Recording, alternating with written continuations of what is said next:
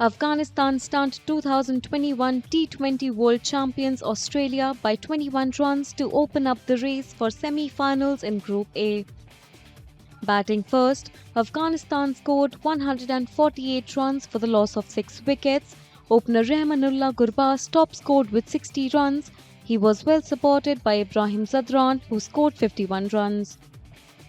For Australia, Pat Cummins took a hat-trick, his second in 2 consecutive matches. He finished with figures of 3 for 28. While chasing Glenn Maxwell, top scored with 59 runs, but hardly any other Aussie batsman got going as they eventually fell short with 21 runs. The result opens up with the semi-final race in Group A. India leads the group with 4 points, while both Australia and Afghanistan are on 2 points each.